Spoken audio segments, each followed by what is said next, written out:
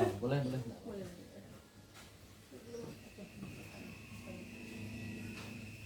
Pak. Selamat siang Pak. Siang. Nama saya Nurtiana, saya dari mahasiswa PPG 2020 2022.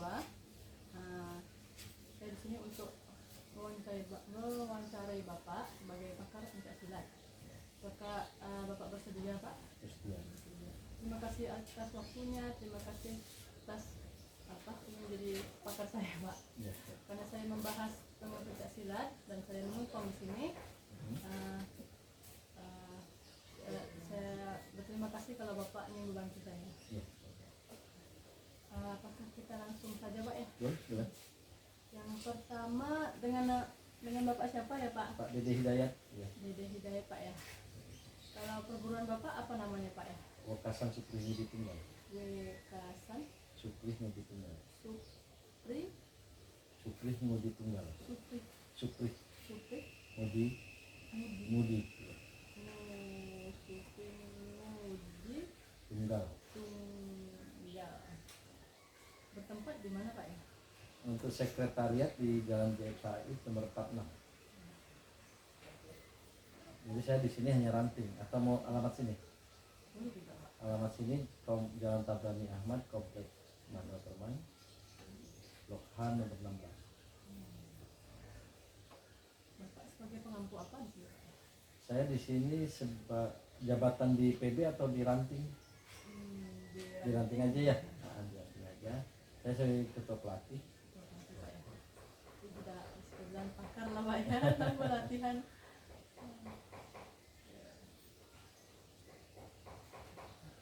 Ini Pak, jadi saya mulai dengan pertanyaan Pak ya. Iya, boleh. Di sini saya mengambil dua masalahnya tentang faktor seni bela diri dan kebugaran jismani Pak. Jadi ada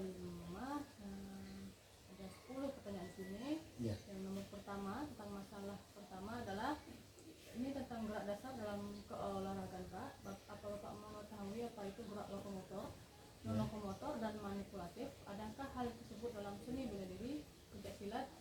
Bisa diberikan contohnya? Oke. Satu-satu Mbak ya. Ya.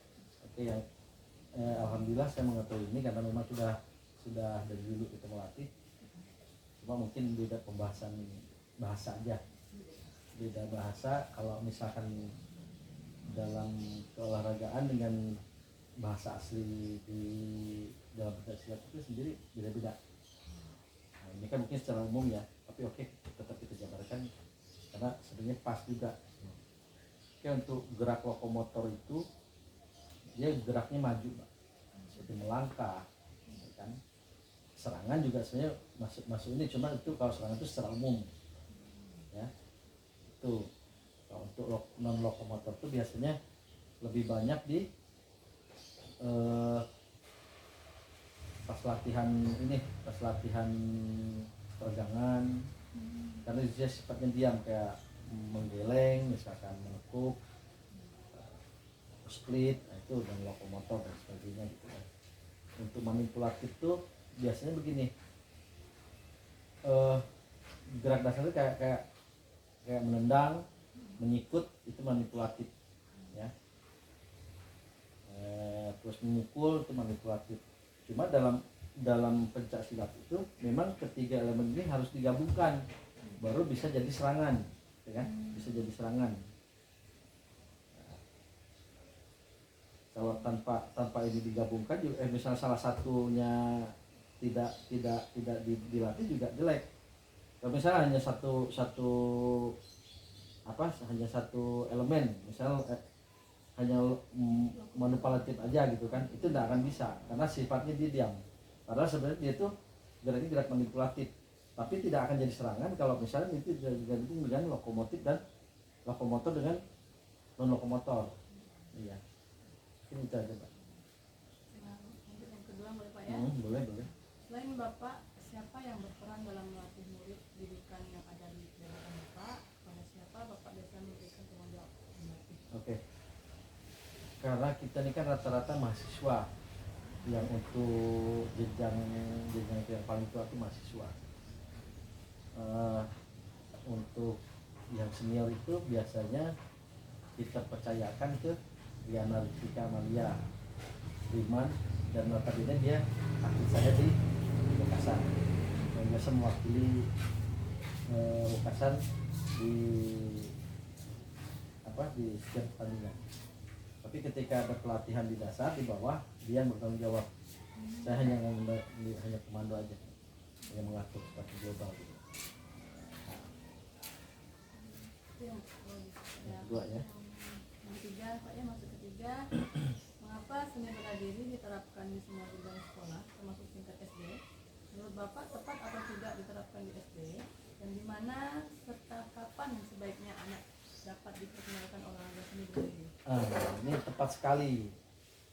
Memang dari dulu sebenarnya kalau anak-anak itu jarang dikenalkan dengan sifatnya pencaksilat karena mungkin ini olahraga kekerasan kan. Tapi yang perlu diingat juga ini kan namanya pencaksilat itu kan akar budaya Indonesia, budaya sendiri. Memang harus dikenalkan dari usia dini. Makanya kemarin kita ada bikinkan event bahasan cup itu namanya kompetisinya dimulai dari usia dini, remaja dan remaja. Untuk dewasa itu urusan pemprov lah sama pemcap kan kita nggak tahu dulu. Memang yang kita tekankan yang dari usia dini dulu, karena pemahaman awal memang lebih bagus dari usia dini. Bagaimana dia mencintai olahraga ini, bagaimana dia mencintai budayanya gitu kan. Memang harus ditanamkan dari sejak dini. Cuma mungkin untuk pola pelatihannya beda. Yang sifatnya dari usia dini ini sifatnya kan bermain sambil berlatih. Jadi sifat latihannya sambil bermain. Jadi tidak betul-betul kayak seperti yang remaja atau dewasa. Beda. Ada jenjangnya. Karena kita juga mengukur kemampuan dia kan. Umur dia berapa, nanti masuk misalkan ke jenjang usia remaja agak dinaikkan sedikit. Berarti pola dasar pencaksilat itu di usia dini sebenarnya. Kalau di remaja, kalau di usia dini itu sifatnya pengenalan dasar, dan sifat pembelajaran itu pelatihannya sambil bermain.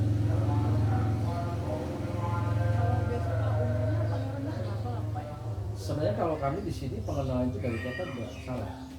Dari umur 5 tahun 6 tahun tidak salah. Cuma memang itu yang membedakan kita itu pola pelatihannya. Di sini kita tidak mengajarkan kompetisi, tidak. Sifatnya hanya bagaimana anak-anak ini menyenangi pencaksilat itu dulu.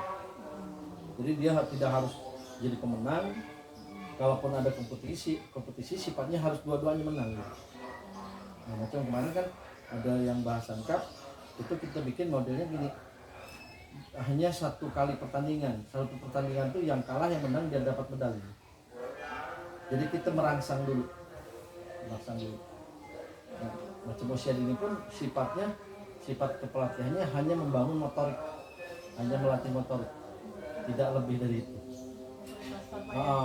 Dia itu tidak mengajarkan kekuatan, kecepatan tidak. Ya. Kita lanjut yang keempat, Pak. Ya. Prasarana yang ada yang digunakan dalam ini bela diri pencaksilat. Kapan murid didik dapat mulai menggunakan sarana? Sebenarnya dari awal sudah harus dibiasakan, karena ini bersangkutan dengan keamanan. Kadang-kadang kan kita gini, matras tidak dianggap perlu, padahal itu paling perlu. Karena pencaksilat itu kan ada jatuhan, ada latihan sifatnya jatuhan, dan itu harus memakai matras. Dan memang harus sifatnya kan berbenturan kan, kayak body protector, apalagi macam perempuan kan, ada daerah-daerah terlarang yang tidak boleh dipegang, kita harus lindungi itu.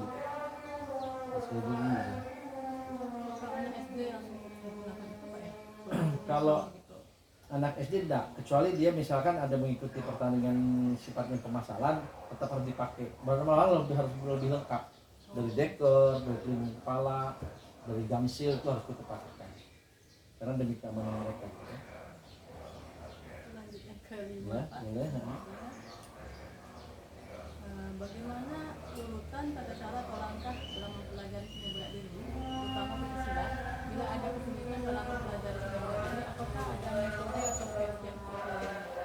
Jadi begini, kalau saya itu mengajar dari hal yang tergampang. Misalkan begini, kita mengajar kuda-kuda, kuda-kuda apa? Kuda-kuda satu misalkan. Misal kalau kita mau maju kan kadang-kadang sulit. Kalau anak yang masih awam itu sulit. Jadi biasakan aja dia berjalan dulu, tapi berjalan dengan jeda 1, 2, 3. Udah gitu kalau yang kedua baru dia agak rendahkan. 1, 2, tapi dengan posisi kuda-kuda agak rendah sedikit. Nanti lebih rendah lagi, lebih rendah lagi. Jadi step by step. Jadi anak-anak pemahamannya lebih gampang kalau tidak langsung ke intinya, tidak. Kadang-kadang kan ada pelatih yang langsung harus seperti ini, tapi sebenarnya dia tidak pernah mengajarkan dasarnya gimana. Seperti ini, kita misalkan mau belajar melatih tendangan pacu atau tendangan depan atau tendangan I misalkan. Kalau orang yang mungkin baru melatih, dia hanya berpikir kita berdiri dengan kuda-kuda langsung tendang, dang. Tapi kalau kita tidak, posisi harus dari bawah dulu, betulkan kakinya dulu, arah tendangannya dulu. Udah misalkan tendangannya yang bagus di bawah, posisi berdiri tapi tendang tetap ke bawah. Udah itu bagus, baru naikkan sedikit, di step by step. Udah misalkan tendangan dasarnya udah jadi sampai tangan berdiri, baru tendangannya sambil berjalan. Maka yang tadi saya bilang ada yang gerak lokomotor di berjalan. Nah, digabung antara manipulatif dengan yang lokomotor itu, barulah jadi serangan. Tapi itu tanpa speed dulu, tanpa power, biar lebih memudahkan anak-anak silat ini mencerna gitu. Mencerna. Udah itu bagus, oh enak nih, sudah gerakan sudah bagus, baru dikasih speed dikit. Sudah kasih speed sedikit baru ke power. Step by step dari gerak dasar, gerak paling dasar. Iya. Dan kita harus bisa menerangkan otot mana yang bekerja ketika kita menendang tendangan depan misalnya. Otot mana yang bekerja? Kalau kita mukul, otot mana yang bekerja? Apa yang harus digerakkan? Apakah kita mukul itu hanya tangan yang bergerak, atau otot perut, atau perut pinggul? Itu kan harus dijelaskan semua.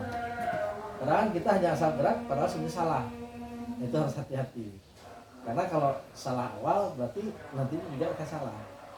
Tidak sulit nanti. Iya. Kita lanjut yang kedua, Pak. Oke. Untuk masalah kedua, latihan dasar untuk mengukur dan melatih dan mengukur kebugaran jasmani pribadi. Yang pertama soalnya adalah apa Bapak mengetahui tentang latihan kebugaran jasmani? Maksudnya dalam pola latihannya apa? Pola latihan. Pola latihan yang mengetahui. Bisa dikonsultasi sedikit? Untuk kebugaran jasmani biasanya kalau untuk ini dilakukan dengan pemanasan dulu, peregangan, habis itu lari. Tapi ada juga misalkan kita lari dulu nih, panaskan ini dulu, badan kita dulu, baru peregangan. Nah, kalau untuk yang lebih sifatnya ke endurance, biasanya agak lebih jauh, larinya agak lebih jauh. Nah, dan ada latihan fisik yang tidak dilakukan dengan cara lari, juga misalnya di tempat, sit up, push up, back up, pull up gitu. Dan harus ditunjang juga dengan nutrisi. Karena kan kesalahan kita kan gini, melakukan latihan tapi tidak seimbang, masukkan nutrisi juga salah, nggak bisa. Anak-anak akan kelelahan, ototnya sulit jadi. Juga di pemahaman untuk nutrisi, Pak, Iya, ya? iya. Apa yang harus dimakan juga harus diterangkan. Apa yang tidak boleh dilakukan, misalkan begadang, nggak boleh kalau untuk atlet. Terus minum es nggak boleh. Itu harus ditekankan. Karena apa? Hubungannya dengan oksigen yang ada dalam tubuh kita sendiri. Oke, apa lagi, Pak? Untuk yang kedua, Pak, Ada ini, ada 3 di sini Mbak. Karena kan kita ada juga yang pelatih fisik. Termasuk saya juga pelatih fisik, selain melatih teknik juga, saya juga melatih fisik dan ada orang yang khusus memang melatih di fisik. Dari ranting sebelah, ranting apa? Dari ranting yang misalnya di Batak Timur sini gitu Pak. Oh boleh, Gitu. boleh. Misalkan gini, kami ini termasuk ranting rujukan Mbak. Di sini ranting rujukan. Jadi misalkan ada ranting yang mungkin belum maju, biasanya bergabung di sini untuk dilatih di sini. Nah, setelah dia anak-anak yang dikirim ke sini udah maju, dia harus bisa membina di ranting yang di sebelumnya gitu. Biar anak-anak di sana lebih baik, ikut maju juga. Tetap ada Regenerasi. Iya. yang ketiga Pak. Bagaimana Bapak melatih kebugaran jasmani murid yang ada di berikutan Bapak? Mungkin tidak bisa dijelaskan Pak ya. Sama sebenarnya sih sama. Tadi pun dengan yang poin 1 itu sama. Tapi intinya gini, kebugaran jasmani itu harus tertata dan harus membedakan kelas. Karena kan kalau kita samakan juga nggak boleh. Iya benar. Nah, kan anak yang usia dini dilatih dengan kebugarannya dengan ini nggak bisa. Karena ini punya hitungan sendiri, ini punya hitungan sendiri. Nah, repetisinya berapa, kan? Setnya berapa itu kan harus ada hitungannya. Nggak boleh sembarang. Yang keempat, mengapa kebugaran jasmani sangat erat dalam olahraga bela diri? Sangat erat sekali karena begini Mbak.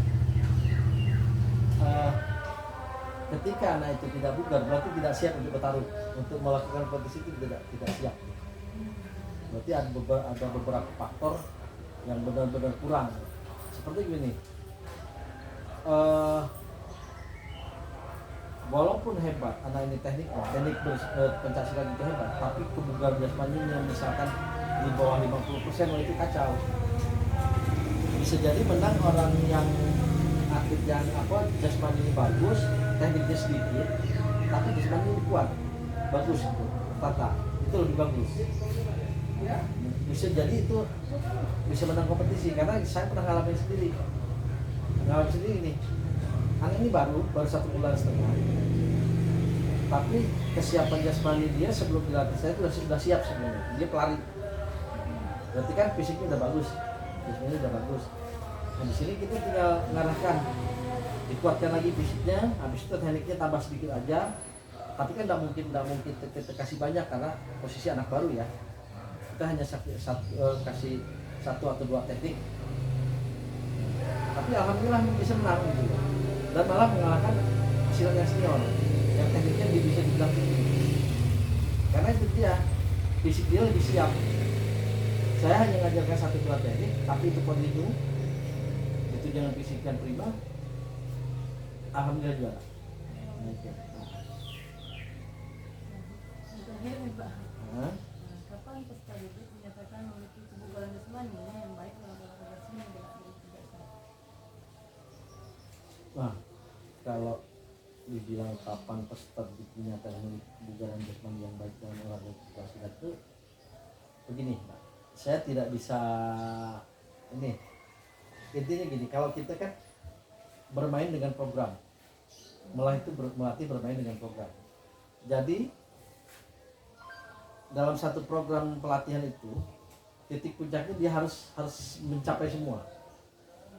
Jadi intinya ketika sudah masuk prakompetisi itu posisi udah bugar Mbak, udah posisi bugar, udah siap fight gitu. Berarti sudah prima.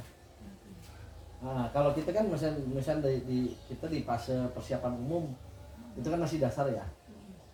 Kita juga pertama fisik dulu dikuatkan kan, habis itu masuk ke teknik dasar, habis itu ke teknik pola bertanding, dan seterusnya kecepatan, power itu didorong di situ semua. Tapi yang perlu diingat sebenarnya yang paling utama itu dikuatkan di fase persiapan umum.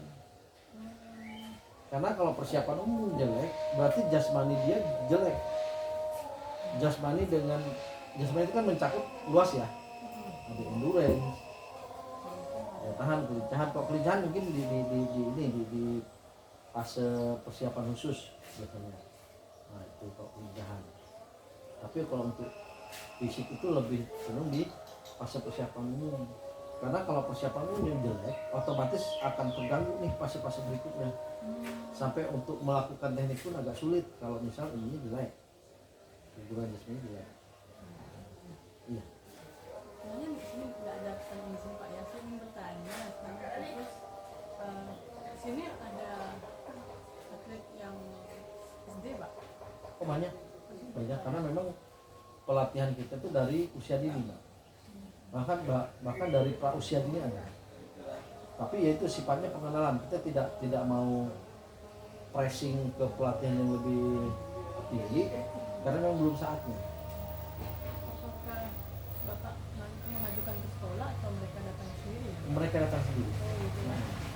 Kalau dulu memang kita mengajukan di sekolah kan, cuma perjalanan waktu karena kita di sini juga kerja, tapi alhamdulillah banyak orang juga yang datang sini. Dan malah di sini banyak usia dininya Mbak. Nah, karena memang generasi yang kemarin-kemarin kan agak tersedat karena COVID kan. Karena itu saya datang ke sekolah yang saya numpangi katanya ada atlet tidak silat. Kemarin lomba katanya dia di tingkat masih di tingkat kecamatan, di tingkat kota kalah katanya. Masalah namanya siapa? Ada 2 orang. Di mana? Barat kan? Di barat sini. Selfie sama Gracia katanya. Selfie. Sama Gracia tapi saya nggak tahu. Berarti yang ini kali yang seni tunggal. Nah, seni tunggal. Memang kalau untuk usia dini yang tingkat SD ini masih lebih banyak bermain di ini di seni tunggalnya. Karena itu untuk kebutuhan O2SN biasanya. O2SN tingkat SD. Kalau pencaksilatnya hanya kalau di SD hanya seninya saja Pak atau laga nggak ada? Sebenarnya kalau di Jawa itu laga juga ada. Tapi khusus O2SN itu tidak ada, hanya seni tok. Oh, sudah. Tapi kalau open turnamen di Jawa itu mau usia dini pun ada, mau yang laga juga ada gitu. Ini malah mulai kedua. Kemarin anak buah saya tuh, anak saya masih di Jakarta nih, ikut yang tingkat nasional, tunggalnya ikut, laganya ikut, dan alhamdulillah dua-duanya dapat emas. Rata-rata yang berprestasi di sini apakah lebih ke seni atau ke laga? Lebih ke laga. Kalau saya lebih ke laga. Kalau untuk seninya kita hanya jari dasar, tapi untuk polesannya kita numpang ke pelatih yang lebih mengerti dengan seni. Karena kita lebih fokus ke laga. Terima kasih banyak Pak ya. Ya, sama-sama. Mudah-mudahan bermanfaat. Sama-sama. Terima kasih Pak ya. Sama-sama. Ya.